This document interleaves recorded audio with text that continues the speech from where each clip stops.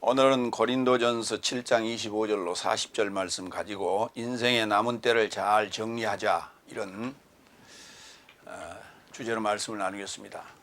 인생의 남은 때를 잘 정리하자 그러니까 우리가 이제 나이 들어서 이제 세상을 하직할 그러한 나이에 들어선 자들의 어떤 자기 정리와 같은 그런 의미로 들려지지만은 사실은 인생의 마지막 때 남은 때를 정리한다라고 하는 것은 사실 그 후회밖에 남는 게 없어요. 그래서 그 인생의 남은 때는 사실 일곱째 날, 여섯째 날, 일곱째 날을 얘기하는 거예요. 세상적인 그 죽을 때가 다 되었다 이런 의미가 아니라, 그러니까 이제 인생살이의 어떤 삶의 여정을 통해서 우리가 얻을 수 있는 교훈이 뭐냐 하는 거죠.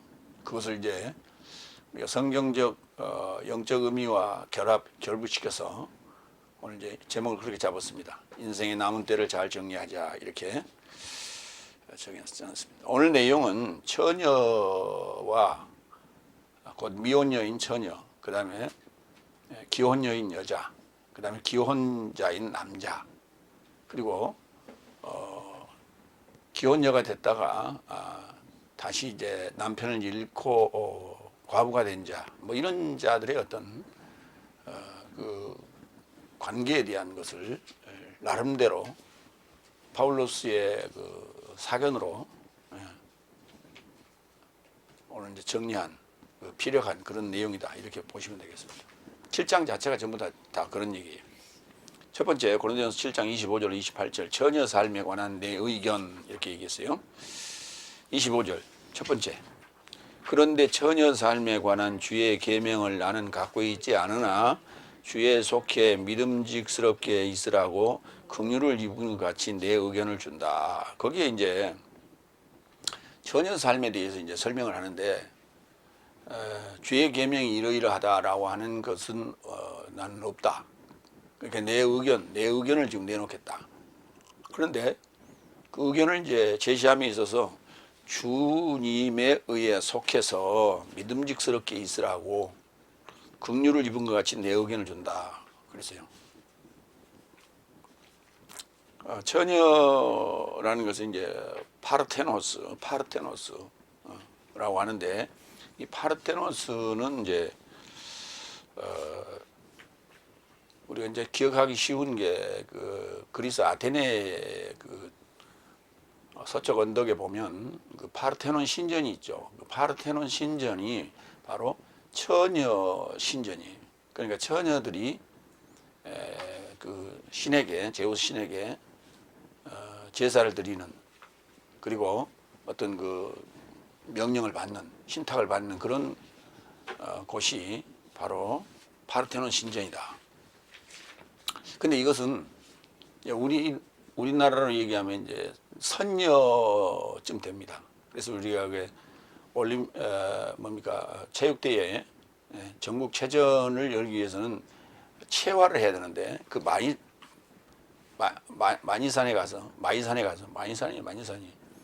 강화도에 있는 거기 가서 이제 체화를 할 때, 그때 선녀 차림을 한 그러한 여인들이 그 태양으로부터 이제 이렇게 그 체화를 해서 그것을 이제 불씨를 가지고 오죠. 그래서 전국을 돌고, 그래서 이제 그 운동장에 불을 이렇게 성화라고 그러죠. 거기에 이제 불을 지피고 이제 그렇게 하죠. 그러니까 이제 그런 개념이에요, 사실. 그게 특히 처녀로부터 이 얘기를 시작하는 이유는 뭐냐면, 인간이 가지고 있었던 그런 풍습과 여러 가지 그 상황들이 그러니까 그 그리스 신화에도, 또 우리나라 그 옛날 고전 이야기에도 선녀가 등장하고 나무꾼과 선녀 얘기도 나오고, 어쨌든 간에 인간을 신과 만남에 있어서 만날 수 있는 그 자격이 선녀적인 정도의 모습으로 이게 화해야만이 가능하다. 이걸 이제 성경에서는 이제 정결한 처녀다 이렇게 이제 표현을 하게 되죠. 내 의견을 주니까 긍휼을 입은 것 같이 여기라. 그러니까 내 의견이 이 처녀에 관련된 오늘 이 설명에 대해 있어서 아주 뭔가 해답이 되기를 원한다 이런 얘기예요. 히브리어로는 처녀를 알마라고 해요. 비밀스럽다라는 뜻이에요. 처녀에 대한 우리의 생각들이 거기에 이제 다 부합되는 거예요. 비밀스럽죠. 그렇죠. 이사야 7장 14절 그러므로 주께서 친히 징조로 너희에게 주실 것이라 보라 처녀가 잉태하여 아들을 낳을 것이요 그 이름을 임마누엘이라 하리라. 아주 굉장히 중요한 얘기예요. 그러니까 처녀라고 하는 이 마리아가 정결한 처녀 거룩한 처녀야만이 임마누엘 그 구원자를 생산할 수 있다 이런 얘기예요. 자, 그러니까 그 말은 무슨 말이냐면 시집도 안 가고 남편도 없는데 자녀를 얻었단 말이에요. 그런데 그 자녀가 신의 아들이에요. 신의 아들. 신의 아들을 얻은 거예요. 그러니까 그 신의 아들을 낳은 자는 결국은 시집도 못 가죠. 그래서 그런 측면에서 볼 때 평생을 이제 그렇게 살아야 되는데 마리아는 그렇게 살았어요. 예. 이제 요셉이라는 남편이 있었습니다만은 사실은 글쎄요. 그 사이에 또 애들이 있기는 있었어요. 그러니까 그게 보면 좀 이제 뭔가 좀 맞지 않은 얘기예요. 예. 그래서 예수님의 저 동생 야고보가 등장을 하고 또 다른 동생도 있었죠. 그런데 우리 무속 신앙에도 보면은 신접한 여인이 그 자기 남편이 있을 때 자기 남편과의 그 육적 관계를 그렇게 거절하는 그리고 그 신이 그걸 이제 질투하는 그런 내용들이 또 이제 있단 말이에요. 그런 내용들이 우리 구약에 기록된 내용들과 시편에 또는 잠언서에 기록된 내용들과 좀 비슷하게 또 연결이 됩니다. 고린도후서 11장 2절 파르테노스에 대해서 이렇게 얘기해요. 왜냐하면 내가 하나님의 열심으로 내 삶을 열명하는 것은 내가 내 삶을 크리스토스 한 남자에게 정결한 처녀로 제공하려고 중매하였다. 자, 이 부분을 보면 어떻게 보면 이제 우리가 그 일반적인 우리 세상에서 처녀 인신공양이라는 그런 풍습이 있었어요. 옛날에. 그래서 어떤 그 바다의 신을 달리기 위해서는 용왕님이라고 우리나라에서 그렇게 얘기하죠. 해신 또는 용왕을 달리기 위해서는 그러니까 그 파도가 치고 풍랑이 일고 하는 그곳을 항해하는 항해사들 그 뱃사람들 입장에서는 그것이 그 용왕의 조화다 이렇게 봤어요. 그래서 거기에 인신공양을 하면은 그 무사히 자기들이 배를 항해할 수 있다 그렇게 생각을 했던 것이죠. 그래서 남경 상인들입니다. 그러니까 남경이라고 하면 이제 중국의 그 남경이죠. 예. 그 남경 상인들이 우리나라에서 이제 그 와서 그 심청이를 이제 공양미 300석에 사게 되죠. 예. 그래서 신봉사의 눈을 뜨기 위해서 결국 이제 그 자기 딸을 이제 팔게 됩니다. 그래갖고 임당수에다가 제물로 바치게 되는데 그게 전북이죠. 변산반도 변산면 격포와 위도 사이 한 14km 지점에 거기를 임당수라고 한대요. 아마 거기가 물살이 좀 세나 봐요. 아니면 물살이 이렇게 돌든지. 어쨌든 거기 그렇게 거가 임당수다 이렇게 이제 그렇게 해서 관리를 하고 관광객들도 그렇게 오고 가고 하는가 봐요. 그런데 이제 그 내용을 보면 그게 이제 결국은 불교적인 얘기예요. 그 중이 나타나고 중이 이제 가서 예언을 한 게 이제 그렇게 된 거예요. 그래서 공양미 300석을 내면 절간에 딱 바치면 당신 눈을 뜰 수 있어 그랬단 말이에요. 근데 실제로는 이제 그 임담수에 빠졌으니까 결국 죽었죠. 근데 그 연꽃에 이제 다시 그 죽었다가 살아났으니까 부활한 거예요. 불교에는 부활이라는 개념이 없죠. 불교에는 부활이라는 개념이 없고 해탈이라는 거예요. 뭐냐면 다시 그 환생을 한다라고 하는 것은 지구가 이게 지옥이에요.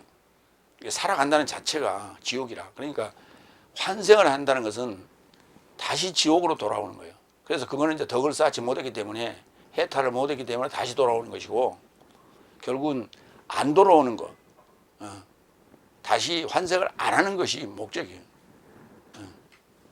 그러니까 그렇지 그쪽에서는 불교에서는 부활이라는 개념이 없단 말이에요.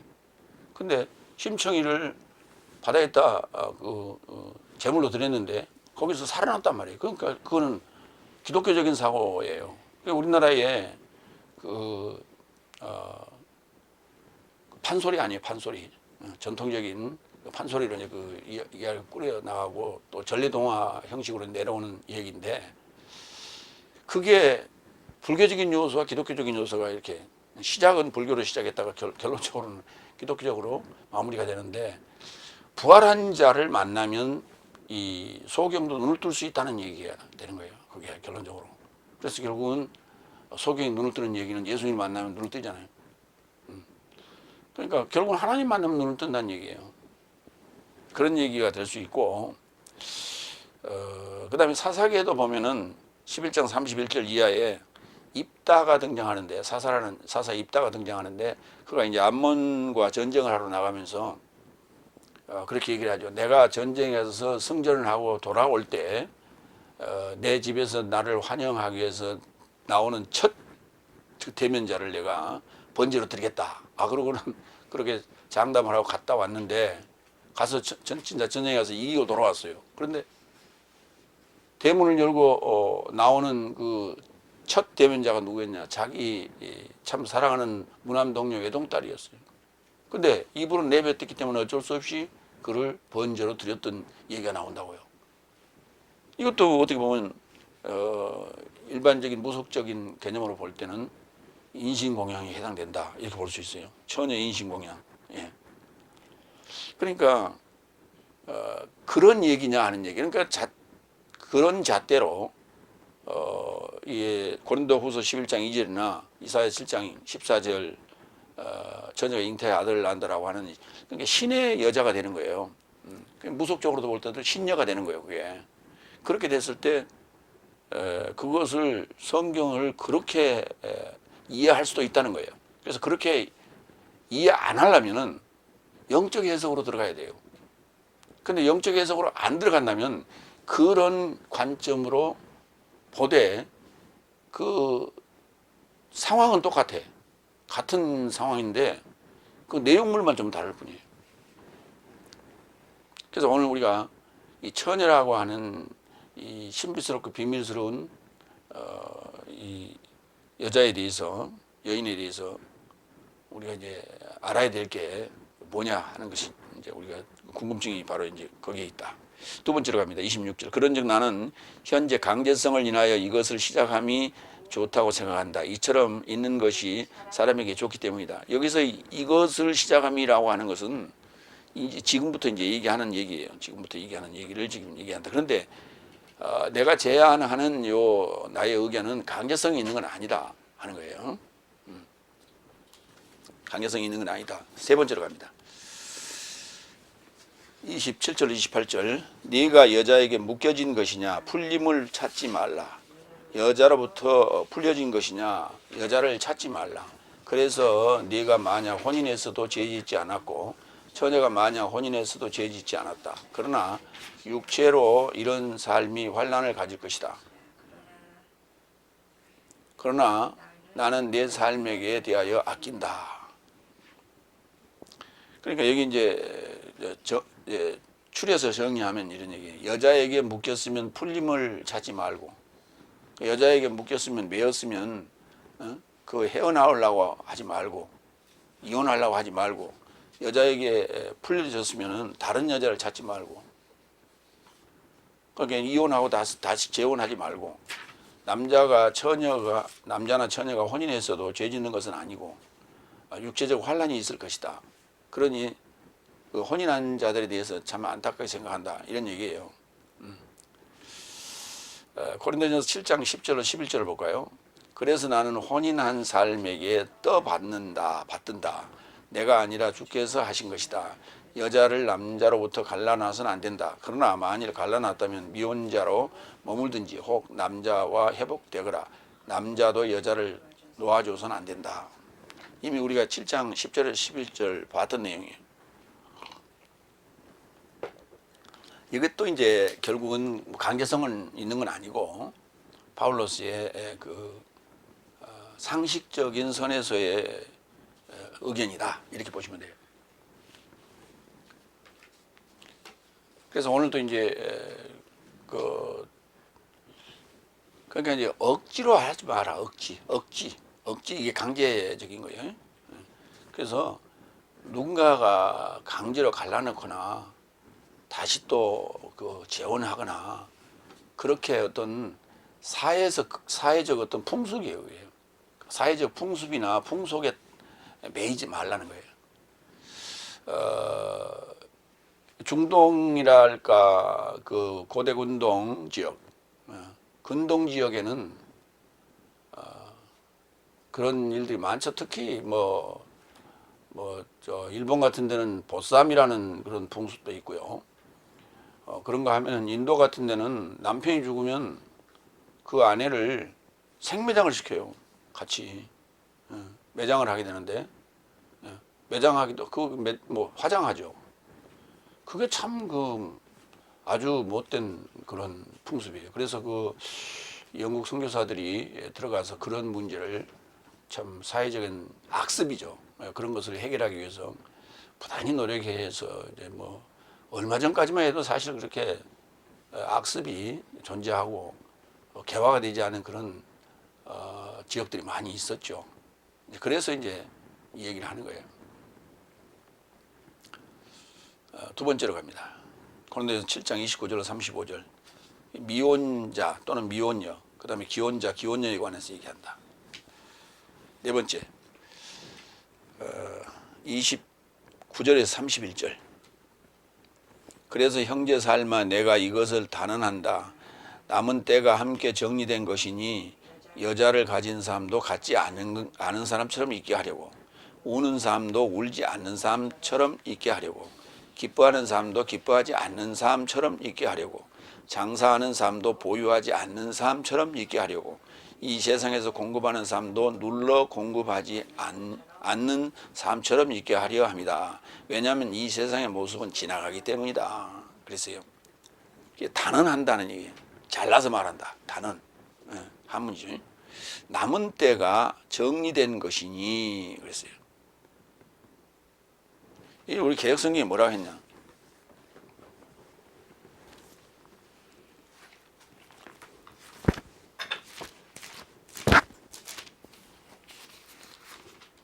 고린도전서 7장 29절이죠. 형제들아 내가 이 말을 하노니 때가 단축하여진 고로 이후부터 안에 있는 자들은 없는 자 같이 하며. 때가 뭔 단축되어지는, 무슨 때가 단축되어졌어요? 때가 어떻게 단축되어져요? 이 날은 7날이고 때는 절기를 얘기합니다. 유월절, 오순절, 장막절 이렇게. 그 때가 어떻게 단축되어져요?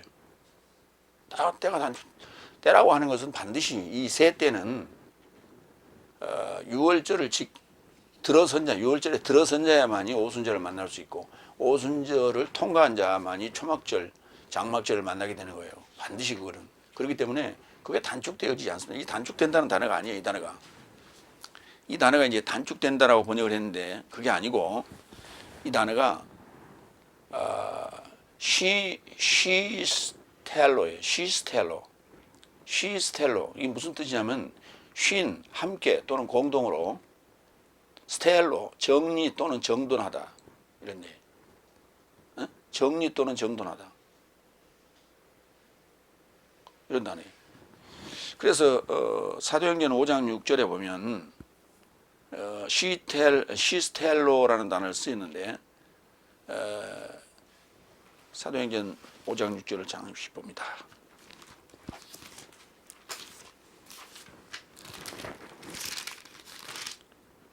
젊은 사람들이 일어나 시신을 싸서 메고 나가 장사하니라. 아나니아와 삽비라 얘기죠. 아나니아 삽비라가 그것을 감췄다가 자기 재산을 파는 것을 감췄다가 이게 이제 들통이 나는 바람에 이제 죽게 되죠. 그래서 그 시신을 싸서 그랬어요. 싸서 메고, 싸서라는 단어인데 싸서가 아니고 공동으로 두 개니까 함께 수습한다. 정리, 수습이란 말이 무슨 말이에요? 이제 시신을 우리가 수습하여 그러죠. 또는 뭐 그 부스러기들을 잔해들을 수습하여 이런 말이에요. 예를 들면 교통사고가 나면은 잔해들이 막 여기 널려 있잖아요. 그것을 전부 다 쓸어 모아서 수습하여 이렇게. 그래서 뭐 취할 건 취하고 버릴 건 버리고 그래서 다 그걸 이렇게 하는 걸 정리하는 것을 우리가 수습이라는 말, 수습이라는 말을 써요. 그러니까 시신을 수습하여 그래 맞죠. 그래서 늘어진 것도 이제 묶어서. 그래서 우리가 그 시신을 이제 장례하기 전에 그 옷을 입히고 팔 다리가 흔들흔들하지 않게끔 묶잖아요.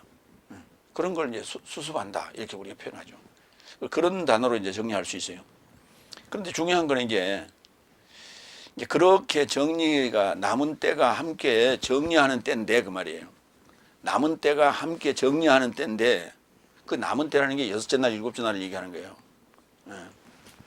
그 마지막 때에 그걸 정리하는 때인데 그때는 어떻게 되냐? 여자를 가진 사람도 갖지 않은 사람처럼 되고 우는 사람도 울지 않은 사람처럼 되고 기뻐하는 사람도 기뻐하지 않은 사람처럼 되고 장사하는 사람도 물건이 없는 것처럼 이렇게 되고 그 다음에 세상에 공급하는 자도 눌러서 확 이렇게 눌러서 공급하지 않는 사람처럼 되고 왜냐하면 세상의 모든 모습들이 다 지나간다는 거예요.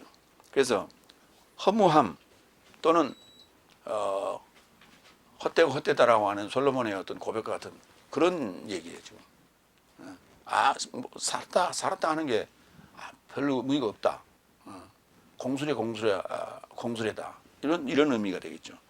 그러니까 세상의 모습들이 다 흔적도 없이 사라지기 때문에 남은 때는 우리가 그런 문제, 세상적인 문제에 지금 관심을 갖고 신경 쓸 여력이 없다. 그런 얘기예요. 그런데 이 스텔로라는 단어가 합성어로 이제 많이 쓰이게 되는데 스텔로에 대한 정의가 결국은 사전적 정의가 굉장히 모호하게 돼 있어요. 잘못돼 있어요. 그래서 오늘 이제 그 부분을 정리를 좀 하도록 하겠습니다. 그러니까 정리한다는 단어가 바로 스텔로예요. 그런데 우리가 지금까지 알고 있었던 것이 아포스텔로에서 아포스톨로스가 오게 되는데 사도라는 단어. 그래서 이제 이 단어를 우리가 파견하다 이렇게 했어요. 그런데 보낸다라고 하는 단어하고는 좀 차이가 나는 거예요. 개념이 좀 달라요. 그러면 파견한다라는 의미는 어떤 의미로 그러니까 보낸다라고 번역하면 안 돼요. 예. 그러니까 대개 우리는 이제 앞에 붙은 접두사를 먼저 얘기를 하고 뒤에 붙은 동사나 명사를 얘기했는데 이 단어만큼은 거꾸로 해야 돼요. 그러니까 함께 정리한다. 정리를 함께 한다. 또 정리해서 정리가 되면 이제 분리한다. 이렇게 되는 거예요. 그러면 정리해서 통과한다. 또는 정리해서 접촉한다. 정리해서 아래로 이렇게 내려간다. 뭐 이런 얘기예요. 그런 의미로 접두사, 전치사가 이렇게 쓰였는데 가장 중요한 단어가 바로 이제 아포스텔로 이거를 이제 보낸다 이렇게 얘기했어요. 그런데 그러니까 떼어서 보내는 거다 이렇게 얘기했는데 아포라는 단어가 이제 완성되는 의미예요. 열매가 익어서 보내는 거예요. 그런데 스텔로도 보낸다는 의미가 아니라 정리되는 거예요.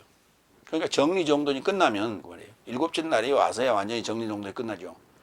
정리정돈이 끝나면 그러면 결국은 정리정돈이 끝났다는 얘기는 무슨 말이에요? 혼돈했다는 거예요.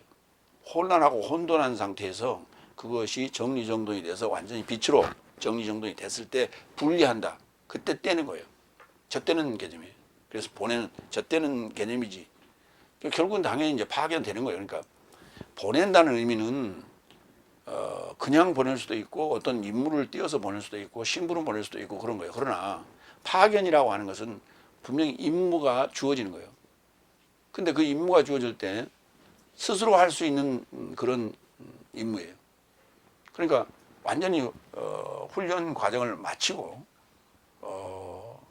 그 완성된 상태에서 나가는 거다. 예를 들어서 육군사관학교에서 졸업을 하고 소위를 달고 나가는 그런 개념이란 말이에요. 그래서 자기 임무를 완전히 가지고 나가는 거. 그런데 이제 비유는 그렇게 했습니다만 사실 그것도 가서 예속되는 거예요.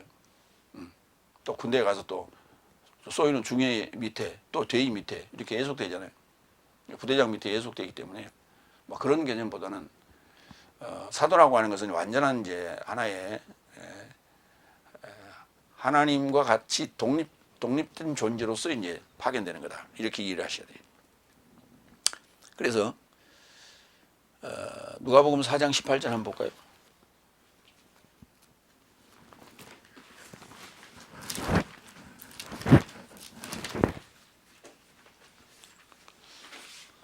주의 성령이 내게 임하셨으니 이는 가난한 자에게 복음을 전하게 하시려고 내게 기름을 부으시고 나를 보내사, 그래서 나를 보내사가 아니라 나를 파견하여 포로된 자에게 자유를, 눈먼 자에게 다시 보게 함을 전파하여 하며 눌린 자를 자유케 하게 하는 것이다. 이렇게 파견하여. 그러면 예수님을 파견했다.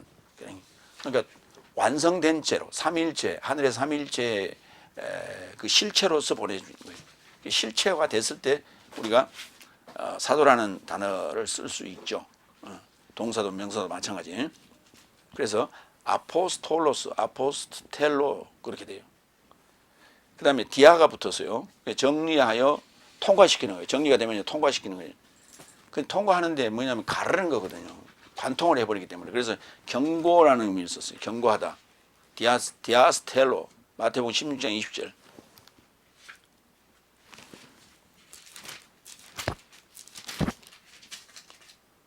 이에 제자들을 경고하사 자기가 그리스도인 것을 아무에게도 이르지 말라 하시니라. 경고하사, 경계하사. 이 단어가 맞죠. 그러면 경계하고 경고하는 것은 나무라는 건 아니에요. 이게 뭔가 왜 이유가 뭐냐 하는 것을 분명하게 지금 설명했을 때만이 납득을 하겠죠. 다음에 에피가 붙었어요. 에피스텔로. 이거는 이제 편지라고 했어요. 그러니까 정돈된 것을 어딘가에 이렇게 접촉시키는 거예요. 정돈된 생각을 이 종이 위에 이렇게 접촉한 거예요. 이렇게 접한 거예요. 그걸 편지라고 그랬어요. 그 뭐 그대로 그냥 이해를 하시고요. 그다음에 히포, 몸 아래 또는 몸에 속했다. 정리해서 이렇게 밑으로 이렇게 내려가는 것이 아니라 뭔가 이렇게 집어넣은 거예요. 밑에다. 히포. 어떻게 예속돼 버렸어요. 밑에 감췄다 이런 의미가 돼요. 그래서 움츠리다 그랬어요. 히포스텔로. 히브리서 10장 38절. 10장 38절. 오직 나의 의인은 믿음으로 말미암아 살리라. 또한 뒤로 물러가면 내 마음이 저를 기뻐하지 아니하리라. 뒤로 물러가면 그러니까 움츠린다는 얘기죠. 왜? 그 짐승들이 서로 이렇게 딱 만났을 때 그 강자를 만나면 약자가 움츠리잖아요.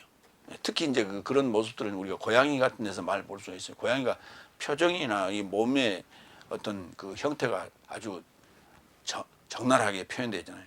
그래서 탁 이렇게 움츠리는 어떤 그런 거. 그래서 어떤 그렇게 움츠렸다는 것은 뭐예요? 벌써 지금 뭔가 정리정돈이 됐단 말이에요. 상대와 나와의 관계에서 네가 세다 하는 것으로 이제 결론이 났을 때 그런 움츠리다는 단어를 쓸 수 있는 거예요. 그다음에 스텔로라는 단어가 정리정돈 배치하다는 의미인데 거기에서 만들어진 단어가 스톨레예요. 스톨레. 겉옷이에요. 그러니까 겉옷이라는 게 뭐냐면 옷을 속옷도 있고 그다음에 이제 저고리도 있고 바지도 있고 그다음에 이제 마지막으로 두루마리 입잖아요. 또는 외투를 입잖아요. 이 마지막 이 하나가 그 속의 모든 옷들을 다 이렇게 한마디로 정리해 주는 거예요. 그래서 바바리 코트를 탁 요즘 가을이니까 탁 하나 이렇게 걸쳤을 때 안에 뭐가 입었더라도 그 말이에요. 사실 저고리가 없어서 그냥 뭡니까 와이셔츠를 하나 걸쳤다 하더라도 겉에 입은 그 외투가 그걸 모든 걸 다 커버해 준다. 정리정돈 딱 해준다. 그것이 바로 외투예요. 그래서 스톨레. 계시록 7장 13절.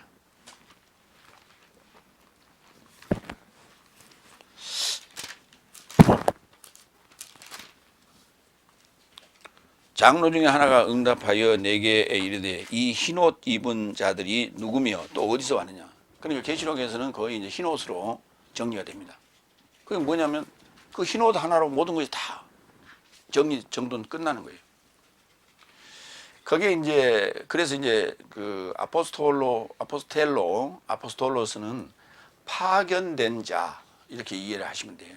그러니까 그 임무가 분명하게 지금 정리정돈되어서 그 확실한 임무를 가지고 수행하러 나가는 거예요. 그래서 그 떼서 주는 거예요. 그러니까 떼놔도 아무 상관없는 거예요. 그 통신선을 끊어놔도 아무 상관없는 거예요. 왜? 함께 가니까. 그런 얘기. 그 우리가 접 붙일 때요. 예를 들어서 감귤나무를 탱자나무에다 접을 붙이거든요. 그래서 과목은 같은 과예요. 같은 과인데 그렇기 때문에 같은 과이기 때문에 접목이 가능해요. 그래서 DNA가 거의 비슷하다는 얘기예요. 그래서 접목이 가능한데 탱자나무를 잘라요. 그리고 그 감귤나무에 가지를 갖다가 거기다 꽂아서 눈접을 해요. 눈을 떼다가 그 접을 하게 되는데 거기에서 자라난 나무가 밀감나무가 돼요. 그래서 밀감 열매를 맺게 됩니다. 그러면은 그 눈접을 할 때 요만큼 떼어서 거기다 붙이게 되는데 접을 하게 되는데 그 요만한 그 부위에 감귤나무 큰 나무의 모든 DNA가 다 들어있는 거예요. 그래서 저쪽으로 옮겨서 거기서 자라지만은 그 모든 인자가 그 DNA가 다 들어있다. 다시 말해서 우리가 이제 씨앗도 마찬가지예요. 결국 씨앗은 나무하고는 전혀 다른 형태로 존재하죠. 알갱이 하나로 존재하는데 그것이 그 뿌려져서 자라면은 동일한 열매를 맺잖아요. 그것과 똑같다. 그게 지금 이렇게 씨앗이 떨어졌다라는 게 아포. 그 다음에 그 접붙이기에서 가지를 잘라냈다. 아포예요. 그 안에 모든 DNA는 다 지금 함축되어 있고 농축되어 있다 하는 거예요. 그렇게 우리가 이 스텔로를 이해하여서 아포를 붙여서 이제 사도라는 단어를 쓰게 됐는데 단지 보내다는 단어예요. 그냥 보내다. 뭐 편지를 보내다, 사람을 보내다, 누구를 보내다. 펜포라는 단어를 써요. 요한복음 4장 34절 한번 볼까요?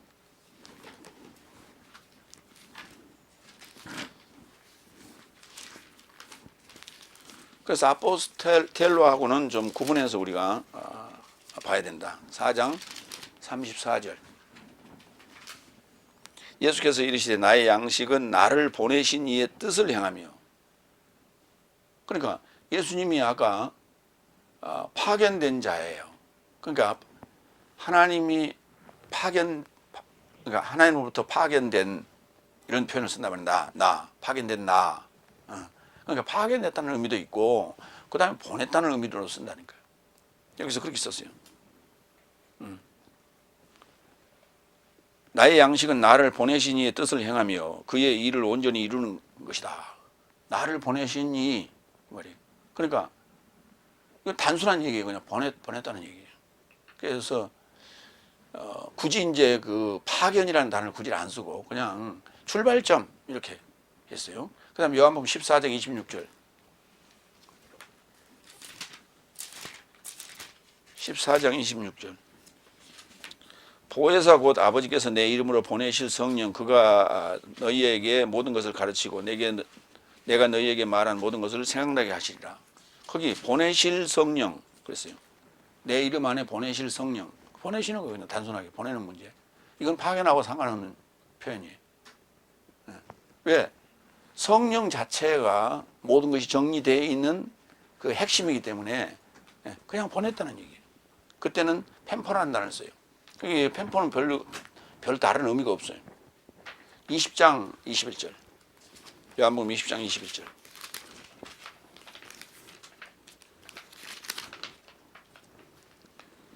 예수께서 또 가라사대 너희에게 평강이 있을지어다. 아버지께서 나를 보내신 것 같이 나도 너희를 보낸다 그랬어요. 나도 너희를 보낸다. 그러니까 사도들을 보낼 때는 이게 이제 파견되는 의미예요. 그런데 그냥 너희를 보낸다. 너희 자체가 지금 사도이기 때문에 거기에 이제 너희라는 걸 이미 핵심적으로 강조해 놨기 때문에 그냥 단순하게 보낸다는 표현을 때렸어요. 그래서 그 보내는 건 그냥 보내는 거예요. 그러나 이제 목적은 너희라는 그 사도 안에 그 함축된 의미가 있는 거예요. 그래서 펜포와 스텔로가 아니라 아포스텔로예요. 그러니까 아포스텔로가 파견하다. 그 다음에 펜포는 그냥 보내다 단순하게. 그 다음에 아포스톨로스는 사도, 파견된 자, 뭐 이렇게. 남은 때라고 하는 것은 바로 여섯 날, 일곱째 날을 얘기하는 것이다. 그때는 이제 온전히 세상과는 어떤 미련이 없이 초연하게 되는 때다. 그래서 함께 정리되는 그런 때다. 그러니까 정리가 돼버리는 거 아니까 집도 가지 아니하고 장가도 가지 아니한다 이런 표현이 나오는 게 일곱째 날 부활 시에는 이런 표현이 나오는 거예요. 마태복음 24장 37절 38절 이 세상에 대한 모습들을 좀 볼까요? 그러나 노예의 날 삶과 똑같이 사람의 아들의 임재도 이와 같이 있을 것이다. 왜냐하면 노예가 방주에 이루고자 들어갔던 날까지 홍수 이전 날 삶 안에서 먹고 마시고 혼인하고 출가시키고 똑같이 있더라. 이게 세상의 모습이에요. 세상의 모습이에요. 전체의 인생살이를 한번 보시라고요. 낳고 잘하고 그 다음에 일하고 시집가고 장가가고 애 낳고 그리고 일하고 먹고 마시고 그러고 살다가 잔치도 있고 애사 경사 뭐 이런 거 그러면서 그냥 또 늙어서 가는 거예요. 똑같이 그 부모가 했던 것처럼 또 합니다. 그렇게 답습합니다. 그리고 또 할아버지가 했던 것처럼 할머니가 했던 것처럼 똑같이 답습하는 게 인생살이에요. 거기에서 얼마나 그 인생살이 생활상을 어떻게 편리하게 만드느냐 아니면은 어떻게 좀 창조를 해내느냐 이런 것뿐이에요. 그냥 그러나 결혼식을 하는데 전통 원리냐 아니면 현대식이냐 뭐 야외 뭐 결혼식이냐 그 뭐 무슨 의미가 있어요? 보기에 우리가 또 그 상황에 오늘 참 멋있었다 뭐 이런 거예요. 그냥 둘이 같이 그냥 살아도 상관없고 결혼식 해도 상관없고 아무 의미가 없는 거예요. 그러니까 결국은 그 이제 관혼상리라는 게 참 내보이기 위한 하나의 어떤 모습들이었죠. 그래서 그것을 한때는 우리나라가 이제 힘들고 어려운 그 상황에서 경제 건설도 해야 되고 뭐 해야 되기 때문에 그때 이제 그걸 간소화하는 그런 지침을 정부에서 내려서 왜 풍습이 계속 흘러내려왔기 때문에 그것을 개혁하기가 힘들었어요. 스스로. 그래서 정부에서 강제적으로 그것을 이렇게 합시다 하고 간소화하는 그런 그 명령, 규칙을 정해서 그렇게 시행하도록 했죠. 그래서 점점 이제 간소화가 되어 왔어요. 그러나 아직도 지금 동남아시아나 좀 그 아직도 미개한 그러한 지역에서는 결혼식을 며칠씩 하는 거예요. 우리나라도 지금 제주도 같은 데는 또 여기 와서 서울에서 만약에 결혼식을 한다면 결혼식을 올리고 나서 제주도 가서 잔치를 또 며칠 또 해요. 3일인가. 아직도 거기는 그런 풍습이 아직도 남아있어요. 거기 또 이제 점점 시간이 가면서 왜냐하면 세대가 지나가니까 또 이제 바뀌고 있다 이렇게 되는 거예요. 마태복음 22장 3절 남은 때 왜냐하면 부활 안에서는 장가도 안 가고 시집도 보내지 않고 오히려 저 삶은 하나님의 사자 삶처럼 하늘 안에 있다. 그러니까 이제 이걸 우리가 이제 부활해가지고 하늘에 우리가 살면 거기서 시집도 안 가고 장가도 안 간다. 시집도 안 가고 장가도 안 간다는 얘기를 굳이 한 이유는 이 세상에서 지금 우리가 부활을 해야 되기 때문에 이 말을 쓴 거예요. 그러면 시집도 안 가고 장가도 안 가고 그럼 하나님의 사자 삶처럼 하늘 안에 있다 그랬죠. 하늘 안에서 있다. 하늘 안에 산다. 그러면 하나님의 사자 삶은 어떻게 사는데? 하나님의 사자 삶이 어떻게 살아요? 하나님의 사자가 뭘 해요? 하나님의 심부름 하죠. 하나님의 심부름 하면서 하는 거예요. 그러면 하나님의 심부름을 하는 사자가 어디 나와요? 주로 이제 구약에 많이 나오잖아요. 그런 형태로 사는 거예요. 그러면 그게 지금 우리가 상상하는 천국에서의 모습이냐? 아니죠. 그러니까 이제 우리가 이제 오늘 지금 이 얘기가 결혼 문제들이에요. 7장이 전체가 다루고 있는 얘기가. 근데 마태복음 22장 30절에서는 부활 안에는 장가도 안 가고 시집도 안 간다 하는 얘기는 시집도 안 가고 장가도 안 간다는 얘기는 부활 안에 이걸 우선 놔두고 이 부분만 따지면은 이 세상에 지금 풍속도 하고 다르게 산다는 얘기예요. 다르게 산다. 어디서? 부활 시에만 그렇다면 부활 안에서 부활한 자는 그 말이에요. 시집도 안 가고 장가도 안 간다고. 그게 그렇게 중요한 건 아니라는 얘기죠.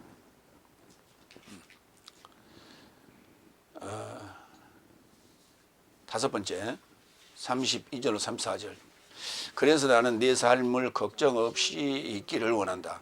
미혼자는 어떻게 죽게 만족스럽게 할지 주의 삶을 걱정한다. 그러나 기혼자는 어떻게 여자에게 만족스럽게 할지 세상의 삶을 걱정한다. 미혼녀와 여자가 나누어진 것이다. 미혼녀는 몸과 영으로 거룩하게 있으려고 주의 삶을 걱정한다. 그러나 기혼녀는 어떻게 남자에게 만족스럽게 할지 세상 삶을 걱정한다. 그러니까 걱정 없기를 바란다 그랬어요. 걱정 없기를 바란다. 근데 걱정을 하기 시작하면 모든 게 걱정거리야. 모든 게 걱정거리. 왜냐하면 카메라를 지금 찍고 있는데 저 카메라가 갑자기 제가 스톱이 되지 않을까? 그럼 어떻게 불안해서 설교를 해요? 못하죠. 우연히 그렇게 될 수도 있어요. 지금 현재 이렇게 환하게 우리가 불 켜놓고 하는데 갑자기 전기가 나갈 수도 있어. 근데 그걸 걱정할 필요는 없다니. 그래서 이제 걱정하지 않아도 될 것을 걱정할 때 우리가 이런 말에 걱정도 팔자다. 괜한 쓸데없는 걱정하지 마라 할 때 이제 그걸 우리가 걱정도 팔자다 이렇게 얘기를 하죠. 이 걱정이라는 단어는 메림나예요. 메림나. 걱정하다는 단어는 메림나오. 마태복음 6장 27절로 31절. 그런데 네 삶 중에서 누가 걱정한다고 그의 키를 접하여 한 규빗을 더함이 가능하느냐? 성경 저 TV 보면은 뭐 키 큰 뭐라 그래? 키 클 그 애들 영양제 그 광고하죠. 그거 먹으면 키 크다고. 그러니까 그거 보고 우리 애 키가 작은데 그거 먹으면 그렇죠. 먹으면 크겠죠. 그러니까 그런데 걱정한다고 그게 자라느냐? 그거 먹여야 돼요. 먹여야 자라죠. 아니면 영양이 충분해야 자라죠. 유전적으로 유전자 자체가 또 그렇게 큰 게 아니면은 어쩔 수 없어요. 부모의 영향을 받을 수밖에 없어. 그래서 걱정한다고 해결될 문제는 아니다. 28절. 그런데 의복에 관하여 무엇을 걱정하느냐? 야성의 백합화가 어떻게 자라는지 깊이 배우라. 수고하지 않고 길쌈하지도 않는다. 그래서 나는 내 삶에게 말하는데 솔로몬도 그의 모든 영광 안에서 이런 삶에 하나같이 입지 않았다. 오늘날 있다가 내일 아궁이에 던져지는 야생의 풀도 이렇게 잎이시거든. 내 삶을 더 많이 하지 않겠느냐. 믿음이 적은 삶이여 그런즉 내 삶은 말하되 무엇을 먹을까 무엇을 마실까 무엇을 입을까 걱정하지 말자. 걱정하지 말자고요. 그냥 살아가는 거야. 요즘 그 젊은이들이 참 쓸데없는 걱정들 많이 해요. 왜? 살기가 힘들고 취업하기도 힘들고 돈벌이도 잘 안 되고 하다 보니까 결혼해서 얘를 낳으면 걔를 어떻게 교육을 시킬 것이며 앞으로 걔 장래는 어떻게 될 것인가. 그 참 걱정도 팔자예요. 다 알아서 살아요. 이렇게 살면 어떻고 저렇게 살면 어때? 이런들 어떠하리 저런들 어떠하리 만수한 드렁치기 얽혀진들 어떠하리 그렇잖아요. 그러니까 그때 상황은 그 시를 만들 때 그때 상황은 참 어지럽던 그 혁명의 시대예요. 그래서 고려가 망하고 조선이 개국해가지고 얼마나 그 혼란스러운 시기입니까? 그래서 고려의 그 남은 잔당들을 소탕하는 그런 일들이 벌어지고 그랬잖아요. 그래서 숨어 살고 왕씨들은 성씨를 바꿔서 뭐 전씨로 바꾼다든지 뭐 이런 뭐 그런 어떤 힘들고 어려운 그 세월 아니었어요. 그래서 그런 소리가 나오는 거 아닙니까?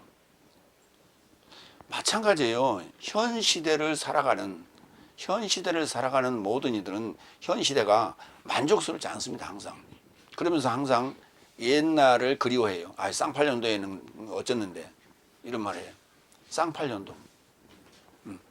우리나라에도 쌍팔년도가 우리는 쌍팔년도를 겪었어요. 1988년도 올림픽이 있었죠. 그때 봄날이었지. 그래서 향수를 늘 자극합니다. 과거를 회상해. 왜? 미래는 잘 모르니까. 근데 걱정은 미래를 하는 거예요.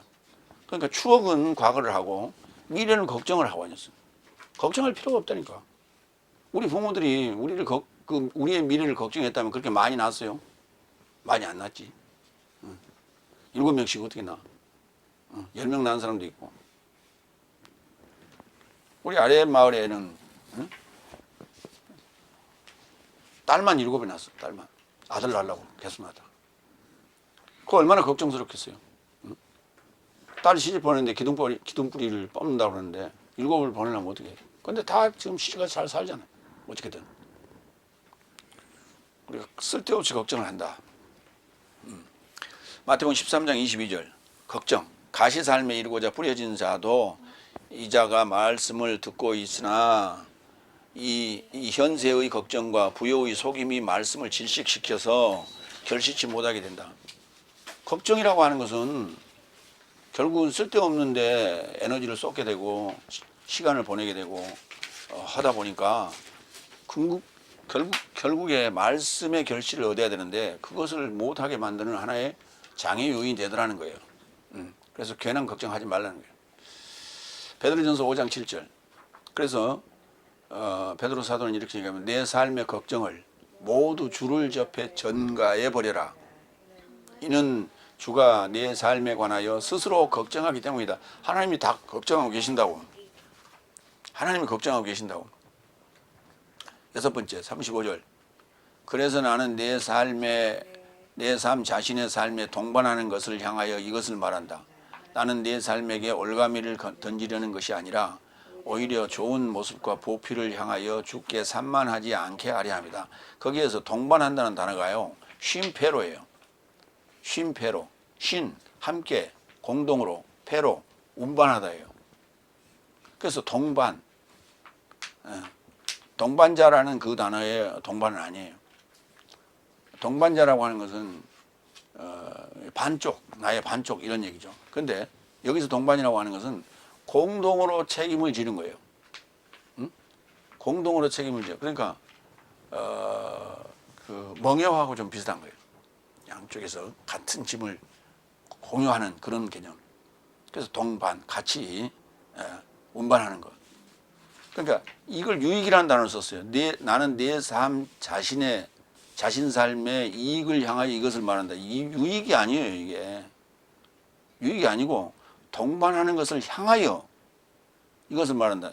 네 삶이 지금 결혼해 가지고 그 무거운 짐을 감당하고 육체의 환란을 짊어지고 가는 것을 보고 나는 이것을 말한다. 나는 네 삶에게 올가미를 던지려는 것이 아니라 오히려 좋은 모습과 보필을 향하여 주께 산만하지 않게 하려 합니다. 주를 향해 가는 그 최종 목적, 인간의 목적에 있어서 장애가 되지 않았으면 좋겠다 그 말이에요. 그게 결혼 생활 자체가 부부 동반, 삶에게 올가미를 씌우는 것이 아니라 좋은 모습, 보필, 그래서 주께 산만하지 않게 하려 합니다. 그랬어요. 누가복음 21장 34절. 그러므로 내 삶의 마음 삶이 방탕함과 술 취함과 생활적인 걱정 안에서 언제든 눌려지거나 갑자기 그날이 올가미 같이 내 삶에 접해 서지 않도록 내 삶 스스로 주의하라 그랬어요. 걱정, 술 취함, 생활의 걱정, 방탕함, 이것이 우리를 누른다고요. 짓누른다고, 짓눌러. 그래서 짓눌러서 나를 올가미 씌운단 말이에요. 그러니까 올가미 씌우려고 하는 것이 아니라 주께 산만하지 않게 하려 합니다. 그랬어요.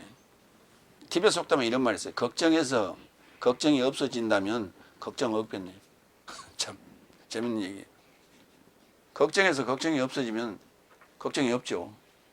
그러니까 걱정해도 걱정은 없어지지 않아. 그러니까 걱정할 필요가 없어. 그냥 사는 거예요. 응? 응. 그러니까 티베트 사람들은 걱정하고 살까 안 하고 살까? 안 하고 산다니까. 그래서 행복 지수가 높아. 그러니까 하늘이 무너질까 땅이 꺼질까 그렇게 늘 그렇게 살면 얼마나 힘들어. 걱정하지 말라고 그랬죠. 성경도. 세 번째로 갑니다. 고린도전서 7장 36절로 40절. 혼기 넘친 처녀와 사별한 여자에 관해서 얘기합니다. 여기 관하여라는 단어가 있고 이 단어가 이제 페리라는 단어인데 관하여라고 하는 것과 대하여라는 게 있어요. 같은 단어예요, 페리. 그러면 어떨 때 그렇게 쓰느냐?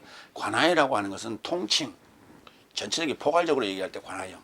대하여라고 하는 것은 누군가 이렇게 지칭해서 상대적인 어떤 이렇게 표현을 쓸 때는 대하여로 이렇게 정의를 했습니다. 일곱 번째 38절, 36절. 그런데 누군가 그의 처녀에 접하여 혼기가 지났다면 볼품 없다고 생각하거든 이같이 됨이 필연이니 그가 원하는 것을 행하라. 그가 죄짓지 않게 저 삶을 혼인하라. 혼기가 지났으면 뭐냐면 이제 황금기는 그 아름다움의 황금기는 지났다는 얘기예요.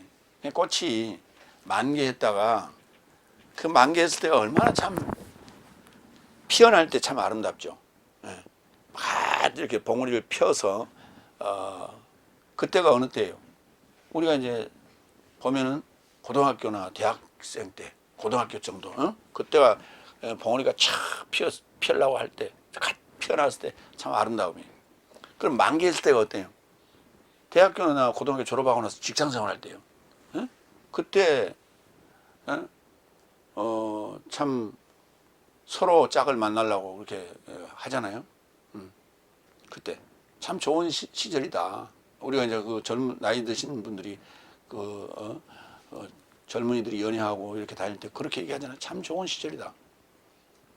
그런데 그때를 지나가면 만개했던 꽃이 이제 시들기 시작하면 어때요? 여러분 시들은 꽃을 참 아름답다 그렇습니까? 아니죠. 이제 나이 홍기를 놓치면 어때요? 주름도 생기기 시작하죠. 눈도 약간 처지기 시작하고. 거기에다가 이제 아름답게 좀 화장도 하고 해야 되는데 스스로 포기를 하죠. 그렇게 그러다 보면 참 그래 그게 볼품없다 이렇게 생각이 되죠. 근데 그렇게 되는 것이 필연이에요. 그게 당연히 그렇게 되는 거예요. 그게 의무요. 그게 그가 원하는 것을 하도록 해라. 그가 죄 있지 않게 잘못하다 보면은 인생을 자포자기하거나 잘못된 생각을 하게 되면 문제가 죄를 질 수도 있다. 그러니까 혼인하라 하려면 하는 거예요. 문제는 혼인 안 하고 싶어서 안 했어요. 짝이 없어서 못 했지. 근데 문제는 그거예요. 그 짝이 없다는 게 눈높이가 높으니까 그런 거예요. 그러니까 눈높이를 낮추면 가능해요. 그러니까 혼인하려면 하라 그랬어요. 8절. 여덟 번째 37절 38절. 그러나 강제성은 없다. 마음 안에 확고부동하게 선 것이면 자기 뜻에 관하여 권리를 갖고 자신의 처녀를 지키기로 그의 마음 안에 판결한 것도 잘한 일이다. 그같이 자신의 처녀를 시집 보내는 자도 잘 행하였다. 그러나 시집 보내지 않는 자가 더 나았게 행하였다. 그러니까 어쨌든 죄 짓지 않기 위해서 혼인하는 것 제1안 하나의 제안을 했어요. 옆에를 보지 말고 여기를 보고 나를 보고요. 그 다음에 강제성은 없는데 마음 안에 뜻이 확고하게 확고부동하게 섰다면 권리를 행사해라. 뭘로? 처녀를 지키기로. 그렇게 판결한 것도 잘한 일이다. 제2안 두 가지예요. 그러니까 시집 가라 1안, 시집 안 가도 된다 2안. 그런데 처녀를 시집 보내는 것도 잘한 일이다. 그런데 안 보내는 것이 더 잘한 일이다 그랬어요. 파울로스는 제2안에 후한 점수를 줬어요. 근데 또 한 가지가 또 있더라 이게. 뭐냐? 39절 40절. 여자는 이제 귀내란 단어예요. 이제 아내라고 할 수도 있고 부인이라고 할 수 있는 단어예요. 그녀의 남자가 사는 기한을 접해 법으로 묶여진 것이나 만약 그녀의 남자가 잠들었다면 잠자는 잠이 아니라 그냥 죽었다는 얘기예요. 그녀가 원하는 자에게 혼인하게 될 자유로운 자이다. 유일하게 주 안에서 하라고 했어요. 재혼을 하는데 재가를 하는데 주 안에서 하래요. 그게 주 안에서 하란 말이 무슨 말이에요? 주님하고 주님한테 시집가라는 얘기예요. 정결한 처녀로 중매해 줄 테니까 주님한테 가라는 거예요. 그러나 내 의견을 조차 이같이 머문다면 보다 행복자이다. 그래서 나도 하나님의 영을 가졌다고 생각한다. 그러니까 내가 내 사견으로 지금까지 얘기를 했는데 근데 나는 하나님의 영을 가진 자로서 한 얘기야. 그러니까 결국은 결론은 뭐냐면 그냥 안 가도 좋다예요. 그러면 그냥 안 가도 좋고 룰루랄라 그냥 자기 멋대로 그렇게 방종하면 사라는 얘기냐?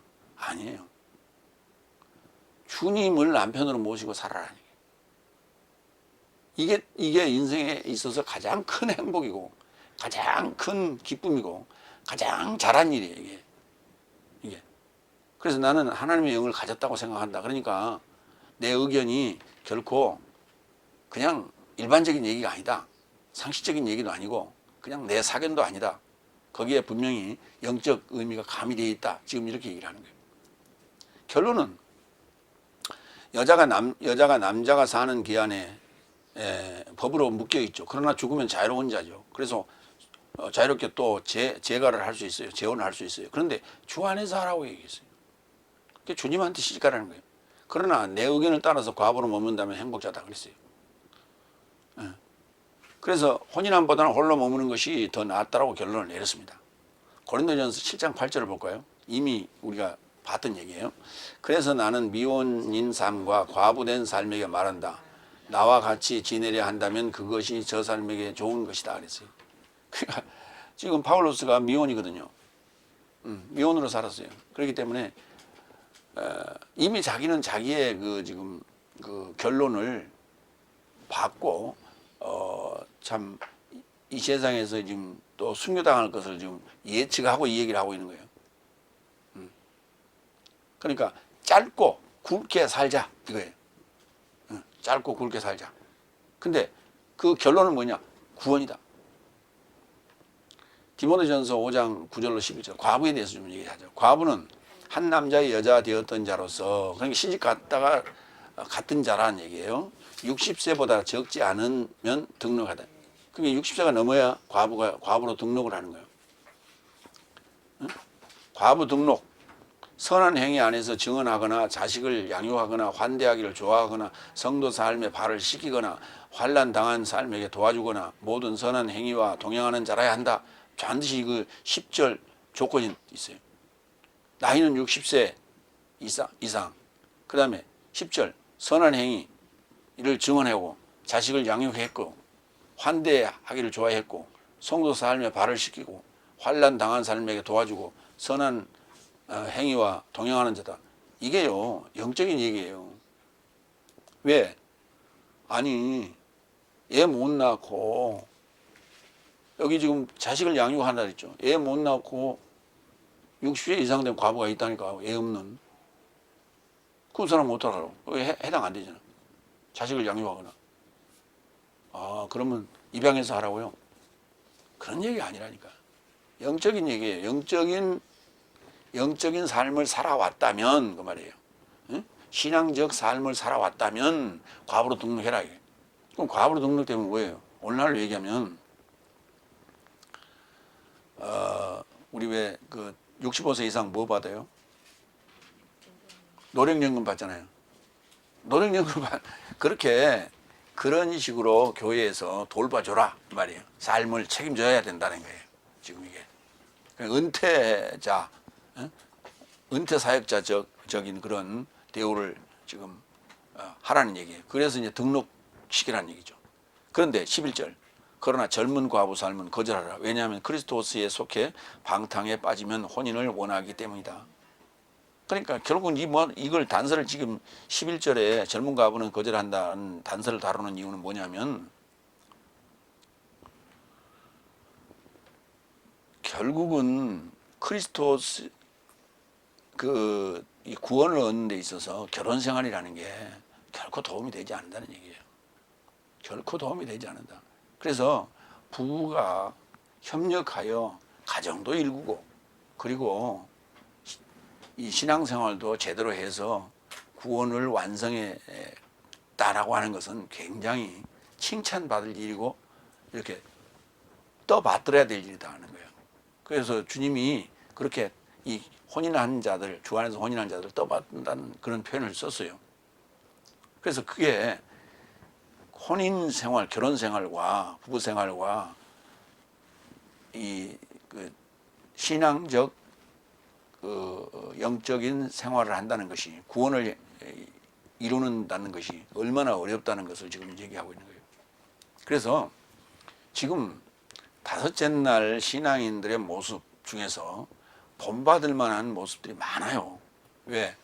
일찍이 그런 신앙적 가정에서 태어나서 그렇게 결혼을 해서 남녀가 둘 다 신앙을 가지고 애시당초 그걸 이제 모태신앙이라고 하는데 모태신앙들이 그렇게 결혼을 해서 아주 그런 화목한 가정에서 또 유복한 가정에서 그렇게 또 혼인을 해서 그렇게 또 출발해서 잘 살아서 모범이 되고 하여튼 신앙생활 잘하고 세상에 어렵지 않게 그렇게 살면서 봉사도 하고 나름대로 사역도 맡아서 잘 감당하고 직분도 감당하고 그런 모습으로 볼 때 참 부러운 가정이 있을 수 있죠. 그게 왜 없어요.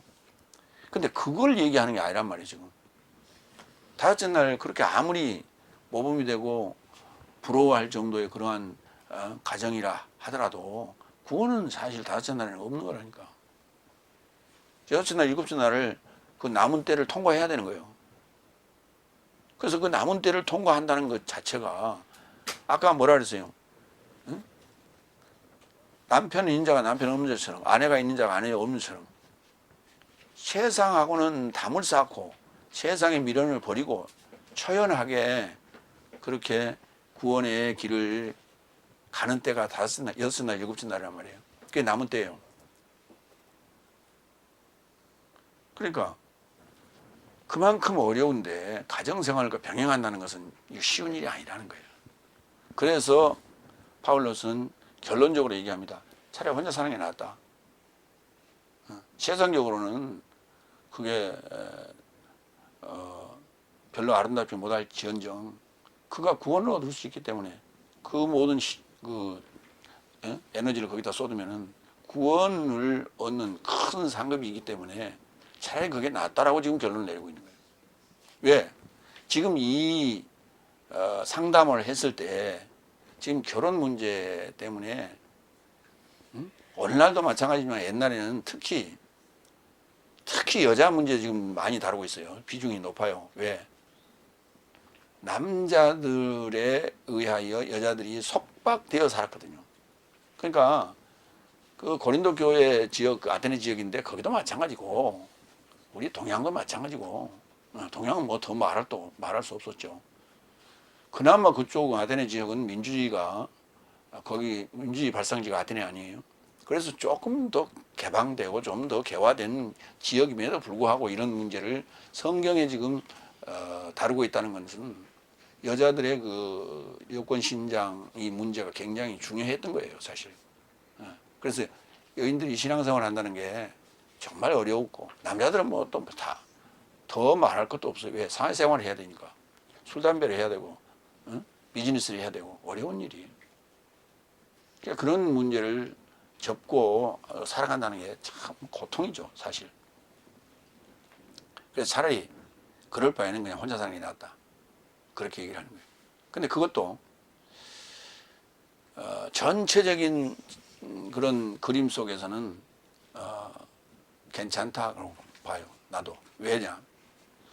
국가적인 하나의 국가의 입장에서 볼 때는 결혼 안 하고 살면요. 인구가 줄어들면 그 나라가 자국민이 민족적 그 국가의 입장에서 볼 때는 민족 자체가 사라져 버릴 수 있어요. 위기의식이 생길 수 있어. 근데 다른 민족이 들어와서 거기서 또 살면서 침략을 당하게 되죠. 이런 문제가 있기 때문에 국가 보존적 입장에서 볼 때는 당연히 결혼을 하고 애를 낳아야 돼.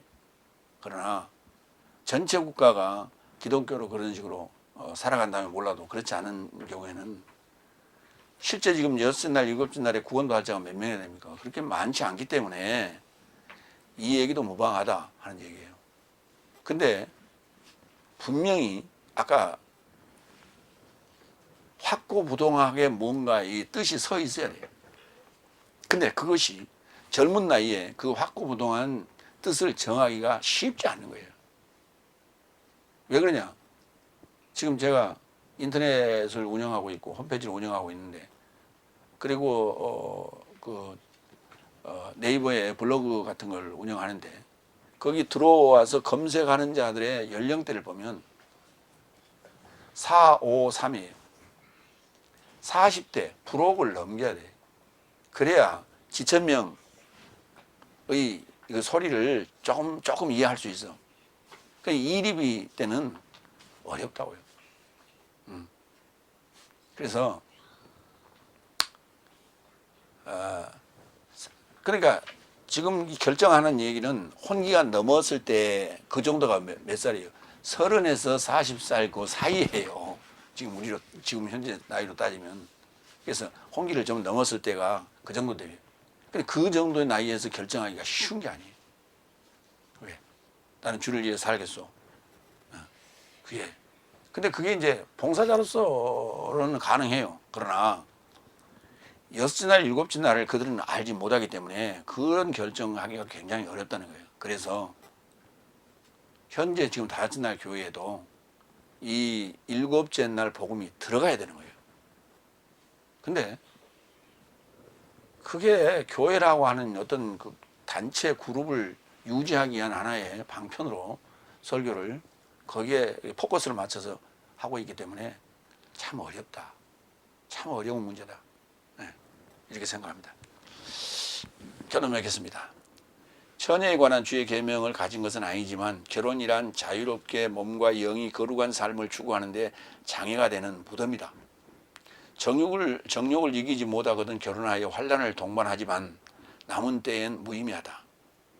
육체와 정신은 세월을 이기지 못하기 때문에 근심과 걱정 때문에 밤잠을 설치지만 세월을 이길 수는 없다. 그러므로 인생의 남은 때를 구출하라. 그리고 인생의 남은 때를 속량하라. 왜냐하면 날 삶이 나쁘기 때문에. 날 삶이 나쁘기 때문에. 그래서 여섯 날 일곱째 날에 총력을 기울여서 모든 에너지를 쏟아서 구출해내야 돼. 나의 때를, 남은 때를 구출해내야 돼. 그래서 구원이 다섯째 날 지금 설교가 얘기하듯이 그렇게 간단하고 믿기만 하면 되는 그런 단순 무식한 형태로 얘기했다면 이렇게 많은 성경, 특히 신약에서 27권이나 되는 이런 내용을 장황하게 쓰면서까지 이렇게 설명할 필요가 없어요. 한 권이면 돼요. 마태복음 한 권 정도면 되고 로마서 한 권 정도면 끝나는 거예요. 그래서 최소한 한 두 권 정도면 끝나는 거예요. 그렇게 장황하게 써놓을 이유가 없는 거예요. 우리가 그런 부분들을 좀 심도 있게 깊이 생각을 좀 해볼 필요가 있다. 마치겠습니다. 기도하겠습니다.